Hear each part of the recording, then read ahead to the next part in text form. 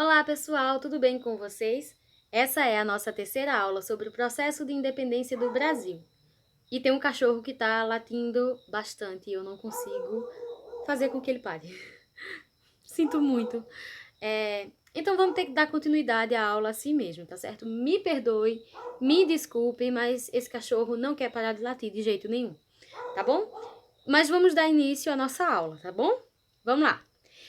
O processo de independência do Brasil ele teve início na segunda metade do século XVIII e ele foi provocado por alguns fatores. O primeiro deles vai ser a questão da diversificação comercial e a circulação de produtos coloniais, que vai favorecer a questão do desenvolvimento do mercado interno, né, e, consequentemente, o enriquecimento da elite colonial. Esse processo de enriquecimento dessa elite, nessa maior diversificação de produtos comercializados, vai fazer com que o pacto colonial ele comece a entrar em crise, tá certo? Outro fator que vai influenciar muito é a questão da transferência da família real para o Brasil, né, num processo conhecido ali como interiorização da metrópole. Ou seja, a nossa metrópole, que era Portugal, acabou virando, na verdade, o Brasil, porque toda a questão administrativa da metrópole veio para o Brasil por uma questão estratégica, né, fugindo do bloqueio continental de Napoleão Bonaparte. Então, essa mudança da família real para o Brasil vai fazer com que se abram várias possibilidades para que o Brasil se tornasse independente. E nós vamos ter também um outro importante fator, que é a divulgação dos ideais iluministas aqui na colônia.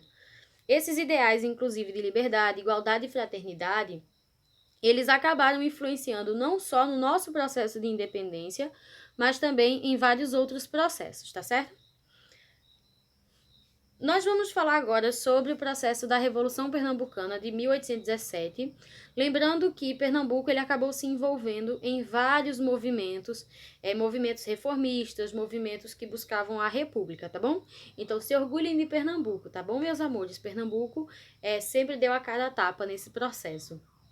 Então, nós vimos que a transferência da família real para o Brasil, né, acabou trazendo consigo todo um aparato administrativo, né, toda uma questão de mudanças na cidade do Rio de Janeiro, mudanças urbanas, como a criação da Casa da Moeda, Jardim Botânico, praças, estradas, a criação do Banco do Brasil e várias outras mudanças. Parece que quando eu invento de gravar, todo mundo resolve atrapalhar. Faz parte. Então, toda essa questão administrativa, essa questão urbanística e econômica acabaram transformando a cidade do Rio de Janeiro em um pequeno pedaço europeu do mundo, tá certo? Então, a família real transformou o Rio de Janeiro no que eles tinham mais ou menos em Lisboa. Então, tudo aquilo que eles transformaram no Rio de Janeiro para se favorecer, né, para favorecer o seu bem-estar, isso não se refletia nos outros estados. Então, a gente via muito essa transformação somente no Rio de Janeiro, tá certo? Os outros estados continuavam com a mesma situação, ou uma situação até mesmo pior. A questão dos escravizados e dos seus descendentes, ela não mudou em nada, tá bom? Porque toda aquela mudança, toda aquela transformação social que aconteceu no Rio de Janeiro não beneficiava as camadas mais pobres. Ela beneficiava apenas as camadas da elite, tá certo? Que passou a adotar esse padrão europeu de vida, tá bom? Já no caso de Pernambuco, né, é um caso bem específico, porque Pernambuco via todas essas transformações acontecendo na cidade do Rio de Janeiro, mas nada que fosse beneficiar Pernambuco. O que acontecia? Pernambuco teve um aumento de impostos, né, uma maior repressão da metrópole, no caso ali, que agora estava no Rio de Janeiro. Então, Pernambuco tinha que pagar pesados impostos para manter aqueles luxos que a família real tinha no Rio de Janeiro. Então, isso era até absurdo, né? Só quem se desenvolvia era o Rio de Janeiro, só quem tinha privilégios era uma parte da sociedade do Rio de Janeiro, a parte da elite, e as elites pernambucanas, as elites coloniais, elas não tinham nenhum tipo de liberdade ou de direitos, tá certo? Um pouco antes de 1817, nós tivemos um primeiro movimento conspiratório chamado Conspiração dos Suassunas, que era uma importante família colonial de Pernambuco. Esse movimento ele acabou sendo reprimido, Só que em 1817 nós vamos ter um outro movimento bem mais forte, bem mais consolidado, que vai ser a Revolução Pernambucana. Os reformadores, eles pediam principalmente, né, a questão da participação política, porque Pernambuco, apesar de ter uma elite colonial forte, principalmente produtores de açúcar, eles não tinham direito à participação política. Então essa era uma das reivindicações que Pernambuco fazia. Eles também questionavam a questão da falta de participação na administração pública. Por quê? Toda a questão administrativa pública de Pernambuco era escolhido pela família real. Era escolhida pessoas de Portugal, tá certo? Então, essa questão administrativa, ela não estava nas mãos dos pernambucanos, sempre estava nas mãos de pessoas escolhidas pela coroa. Eles também questionavam os altos impostos cobrados e criticavam o controle português sobre o comércio varejista, né, que era aquele comércio que era realizado já para o consumidor final. Então, essas pessoas, elas questionavam porque quem monopolizava todo esse comércio eram portugueses. Então, os pernambucanos, eles queriam ter liberdade também econômica. E um outro fator que eles vão criticar bastante era a questão da preferência dada a alguns militares portugueses em caso de promoção. Às vezes, os militares pernambucanos e portugueses tinham a mesma patente, ou às vezes até mesmo o soldado pernambucano, ele tinha como é que eu poderia dizer? Uma qualificação maior, mas quem ganhava a promoção era um português, só pelo fato dele ser português, tá certo? Então, os revolucionários pernambucanos, eles vão questionar isso. E eles também pediam o fim das restrições religiosas impostas pelo governo central. Essas questões religiosas, elas estão relacionadas com a questão principalmente dos chamados cristãos novos, que eram judeus que moravam em Pernambuco, tá certo? Inclusive, esses judeus, eles vieram parar em Pernambuco na época da invasão holandesa, tá certo? Então, nós vamos ter muito essa questão de preconceito em relação à questão religiosa. E os líderes da Revolução Pernambucana, eles desejavam uma maior liberdade religiosa e liberdade de imprensa também. Deixa eu passar aqui. Nós vamos ter uma certa dificuldade econômica enfrentada por Pernambuco, principalmente porque os produtores de açúcar, eles sofriam muito com a questão da concorrência dos produtos antilhanos, principalmente produtos dos holandeses, tá bom? E também os produtores de algodão aqui da região, que Pernambuco, além do açúcar, ele também desenvolveu o cultivo do algodão. Só que ele vai começar a enfrentar algumas dificuldades econômicas também no comércio de algodão, porque os Estados Unidos também produziam algodão. Então, eles vão começar a ser concorrentes, tá certo? Então, isso vai fazer com que a elite colonial pernambucana, ela comece a ter prejuízos financeiros. O objetivo principal dos reformadores era emancipar a província de Pernambuco. O que isso significa, professor? Eles queriam que Pernambuco se tornasse um país separado do resto do Brasil. Não era pegar um machado, qualquer instrumento e separar do resto do Brasil, não. Era apenas uma questão administrativa. Pernambuco ia continuar lá no seu lugarzinho, só que como um país independente, tá certo? Então era isso que os reformadores, que esses líderes revolucionários, eles queriam, tá certo? Queriam que Pernambuco fosse emancipado do resto do Brasil. Então, eles tinham principalmente, né, os ideais iluministas como sendo a sua base, e eles organizaram um movimento para tomar o poder. E eles, após fazerem esse movimento, após tomarem o poder, eles proclamaram uma república pernambucana. Isso mesmo, gente. Pernambuco um dia já foi país, tá certo? Um dia Pernambuco já foi uma república independente do resto do Brasil. Isso durou pouco tempo? Durou. Mas significa que Pernambuco sempre deu a cara a tapa, tá certo? Então, depois que eles proclamaram uma república em Pernambuco, houve a instalação de um governo provisório que procurava representar todas as classes sociais daquela região. Eles tentaram, né, promover a separação de fato diplomática de Pernambuco do resto do Brasil. Pena que esse processo ele não foi consolidado, tá certo? O Brasil nunca reconheceu de fato essa questão da independência pernambucana, mas ela aconteceu durante poucos dias, aproximadamente 75 dias, né, que Pernambuco se autoproclamou uma república, tá certo? Mas, como eu disse a vocês, foi um processo muito curto, né, que durou ali pouco mais de 3 meses, só que, infelizmente, Pernambuco voltou, né, a fazer parte das províncias portuguesas, né, da colônia portuguesa brasileira, tá certo? Deixa eu mudar aqui. Então, o objetivo principal dos líderes do movimento pernambucano era criar um sentimento de nação, mesmo que restrito somente aos brancos. Isso mesmo. Ô, professora, mas ele não se propunha a atender todas as classes? Mais ou menos isso. Por quê? Quem vai dar início a esse processo da independência pernambucana vão ser principalmente os líderes, né? As pessoas da elite, que eram pessoas que tinham escravos. Então, como eles tinham escravos, como eles dependiam dessa mão de obra, eles não queriam o fim da escravidão, tá certo?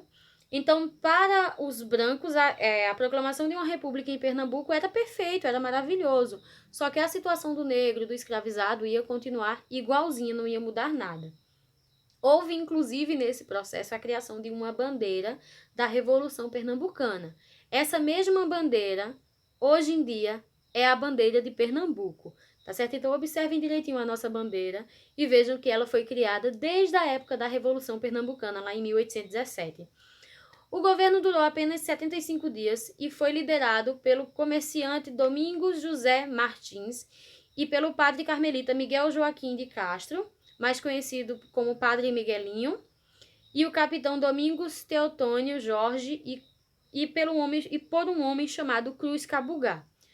Normalmente a gente ouve muito falar dessa questão de Cruz Cabugá, não como um líder de fato, mas como uma pessoa que ficou encarregada de, como é que eu poderia dizer, conseguir apoio internacional para a Revolução Pernambucana. Cruz Cabugá, inclusive, ele acabou viajando para os Estados Unidos para tentar conseguir o apoio americano, tá certo? Então, o objetivo dos líderes do movimento pernambucano era defender o direito à liberdade de religião, à liberdade de imprensa, o fim do domínio português e manter a escravidão. Eles conseguiram apoios de províncias como o Rio Grande do Norte e a Paraíba. Inclusive, depois que o movimento foi reprimido, a Paraíba, por ter participado do movimento, acabou perdendo muitos territórios. Inclusive, o estado da Paraíba ele era bem maior do que ele é hoje, mas ele acabou tendo o seu território diminuído. Infelizmente, Cruz Cabugá ele não conseguiu o apoio dos Estados Unidos e nem da Inglaterra para o movimento, tá certo? Inclusive, Cruz Cabugá ele não voltou para o Brasil quando a Revolução Pernambucana foi reprimida, tá certo? Ele preferiu ficar bem longe. Dom João VI, ele enviou a Recife milhares de soldados e vários navios de guerra que reprimiram o movimento. Alguns líderes, como Domingos José Martins e Miguel Joaquim de Castro, eles acabaram sendo presos, foram torturados e posteriormente foram enforcados. Tá certo? Então esse movimento ele acabou sendo reprimido. Mas sim, durante 75 dias, Pernambuco foi uma república. Houve em Portugal, pouco tempo depois da Revolução Pernambucana, apenas 3 anos depois, houve em Portugal um movimento chamado de Revolução Liberal de 1820, que é mais conhecida como Revolução do Porto, porque ela aconteceu na cidade do Porto, lá em Portugal. Por que esse movimento aconteceu? É bem simples. Desde que a família real se mudou para o Brasil, no processo de interiorização da metrópole, Portugal acabou perdendo muito do seu prestígio, muito das suas riquezas. Portugal acabou perdendo muito em relação a isso, porque agora o centro administrativo era o Brasil e não mais Portugal. Então houve uma diminuição do envio de riquezas do Brasil para Portugal, e o povo português ele passou a ver nisso como algo negativo, como algo que não acrescentava nada a Portugal. Então o povo vai começar a reivindicar, a exigir que Dom João retornasse a Portugal com a família real. Então a Revolução do Porto ela vai ser justamente isso, um processo em que tanto a população quanto os magistrados, os senadores do parlamento, eles vão exigir que Dom João e a família real retornem para Portugal e que o Brasil seja novamente rebaixado à categoria de colônia, tá certo? Já que Dom João havia elevado o Brasil à categoria de Reino Unido, a Portugal e Algarves. Então, o desenvolvimento da Revolução do Porto, houve principalmente a influência novamente dos ideais iluministas.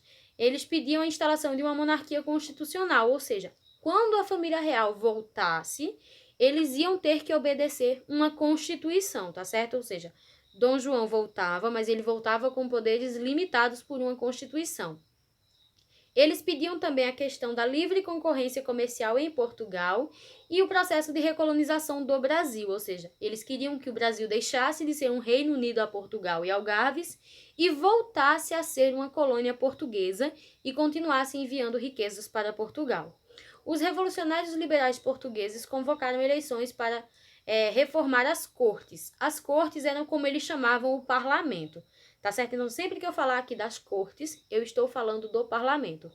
Os deputados decidiram que Dom João deveria retornar a Portugal e governar com base em uma constituição, tá certo? Monarquia constitucional, tá bom? Em seguida, eles aprovaram uma série de medidas que demonstravam o desejo de recolonizar o Brasil, com restrições às liberdades administrativa e comercial e ao restabelecimento do monopólio de privilégios portugueses na colônia. Isso significava que todos aqueles direitos que a elite colonial brasileira começou a adquirir com essa elevação do Brasil à categoria de Reino Unido a Portugal e Algarves, os portugueses queriam tirar. Então, tudo aquilo que o Brasil estava começando a conquistar, tudo aquilo que o Brasil estava conseguindo a desenvolver, né, os portugueses queriam que houvesse um retrocesso, queria que o Brasil recuasse e voltasse a ser uma colônia explorada. Então, essa relação entre Brasil e Portugal, ela já estava arranhada desde 1808, quando a família real foi para o Brasil. Né? Nós tivemos essa questão da política das cortes, né, de querer sempre limitar o Brasil, de querer tirar os direitos que o Brasil havia adquirido, de recolonizar o Brasil. Só que isso ia justamente de encontro àquilo que a elite brasileira queria, né? Que era mais liberdade, direitos políticos, liberdade econômica. Então, isso tudo gerava um choque entre a elite portuguesa e a elite brasileira colonial, tá certo? Então, aqui no Brasil, houve a criação de dois partidos políticos completamente distintos. O primeiro deles é chamado de Partido Português, que era formado por comerciantes e militares de origem portuguesa, apesar de ser aqui no Brasil. Esse partido, ele era composto por pessoas de Portugal, tá certo? Que viviam aqui no Brasil. E houve também a criação do chamado Partido Brasileiro, que era composto por fazendeiros, grandes comerciantes e altos funcionários públicos, ou seja, a elite brasileira, tá certo? O que é que o primeiro movimento queria, né? O que é que o Partido Português queria? O Partido Português apoiava a questão da elite portuguesa, né? Que era obrigar Dom João e a sua família a voltar a Portugal e recolonizar o Brasil. Então, isso aí era o que o Partido Português queria. Já o Partido Brasileiro se opunha a isso. Eles diziam que não, que Dom João deveria ficar no Brasil, que o Brasil deveria continuar sendo livre, tá certo? E, diferente desses dois partidos, surgiu um terceiro partido, né, que eram chamados de liberais radicais, que era formado por advogados, engenheiros, professores e padres. Esse terceiro partido, ele não queria, né, ele não apoiava nem a partida de Dom João, nem a sua permanência. O que eles queriam era que o Brasil se tornasse independente de Portugal, tá certo? Então eles diziam, olha, se Dom João quer voltar, volte, se não quiser, não volte. O que nós queremos é que o Brasil seja independente de Portugal, tá certo? Então, Dom João, ele acaba sendo pressionado pelas cortes, né, e por essa elite portuguesa que vivia aqui no Brasil, e ele acaba retornando a Portugal no dia 21 de abril de 1821, só que ele deixa aqui no Brasil seu filho Dom Pedro I, né, que fica no Brasil como um príncipe regente. Um príncipe regente é justamente, ele não é rei, mas ele está governando o Brasil, sempre recebendo as ordens de Portugal, tá certo? O processo de proclamação da República, ele vai vir justamente em decorrência dessa questão de Dom João estar em Portugal, Dom Pedro está no Brasil, e essa questão das leis, né? Quando Dom Pedro fica aqui no Brasil, ele começa a se recusar a obedecer às ordens de Dom João lá de Portugal. Então, nós tivemos essa questão da pressão das cortes portuguesas pelo retorno também de Dom Pedro a Portugal. Então eles diziam, não, tem que retornar todo mundo, Dom Pedro não pode ficar lá, Dom Pedro tem que voltar a Portugal. Dom Pedro vai dizer que ele não quer voltar, e inclusive ele vai receber muito apoio da população para não voltar, né, das elites coloniais para não voltar. José Bonifácio, ele vai ser um dos maiores nomes desse processo, inclusive ele é conhecido como um dos maiores nomes da independência do Brasil, porque ele teria aconselhado Dom Pedro a permanecer no Brasil. Então, o Partido Brasileiro, liderado por José Bonifácio e por Joaquim Gonçalves Ledo, eles iniciaram uma manobra política para convencer Dom Pedro a permanecer no Brasil. Inclusive, eles reuniram em uma única carta aproximadamente 8.000 assinaturas das elites brasileiras pedindo que Dom Pedro ficasse no Brasil. É o chamado Dia do Fico, que aconteceu no dia 9 de janeiro de 1822. Então, desde o Dia do Fico, que Dom Pedro, ele começou a romper relações com Portugal. Ele fez, olha, agora eu quero comandar o Brasil. Então, as ordens que vêm de Portugal, elas só serão acatadas aqui no Brasil se eu disser que cumpram-se. Se eu disser que não, elas não serão obedecidas. Então, houve uma reação contrária à presença e ao trabalho de José Bonifácio em São Paulo, nesse meio tempo. Né? As elites coloniais paulistanas, elas começaram a questionar tanto a presença quanto o trabalho de Bonifácio. Isso fez com que Dom Pedro ele acabasse sendo obrigado a ir até a província de São Paulo para resolver a situação. Só que nesse processo dele ir para São Paulo, houve novas deliberações que retiravam a autonomia política e administrativa do Brasil. Tudo isso decidido pelas cortes portuguesas, né? E tudo isso aí com Dom Pedro, lá em São Paulo. Então, ele não estava no Rio de Janeiro, que era o centro administrativo do Brasil. Ele estava em São Paulo resolvendo essa situação de José Bonifácio. Dom Pedro, ele acabou sendo nomeado pelas cortes, né, como um representante dessas cortes. Ele, nesse cargo de representante, ele tinha ordem para processar os que se opossem às ações de Lisboa. Só que ele não sabia que ele tinha sido promovido, né, e que ele tinha sido nomeado como representante das cortes. Quem ficou sabendo primeiro foi sua esposa, Dona Leopoldina. E ela, novamente aconselhada por Bonifácio, ela vai enviar um mensageiro até o encontro de Dom Pedro, que estava em São Paulo, né, para avisar o que estava acontecendo, todas essas medidas arbitrárias que as cortes estavam tomando, tirando as liberdades do Brasil, e também a questão da nomeação dele como representante das cortes. Gente, a estratégia das cortes era justamente obrigar Dom Pedro a retornar a Portugal. Né? Se ele aceitasse o cargo de representante das cortes, ele tinha que ir justamente para onde? Para o parlamento, para as cortes portuguesas. Então, Dona Leopoldina, ela mandou esse mensageiro levar uma carta avisando toda a situação que estava acontecendo no Brasil. Então, o mensageiro ele acabou interceptando a caravana de Dom Pedro, que nesse momento estava em Santos, em São Paulo, no dia 7 de setembro de 1822. O mensageiro ele trazia duas cartas. A primeira delas era uma carta enviada pelo parlamento português, falando dessa questão da nomeação e a exigência dele voltar a Portugal. E a segunda era uma carta de Dona Maria Leopoldina. Ela dizia o seguinte, olha, se você quiser voltar a Portugal, você vai voltar como um prisioneiro. Mas se você quiser ficar, né, então você teria que cortar relações com Portugal. E é isso que vai acontecer.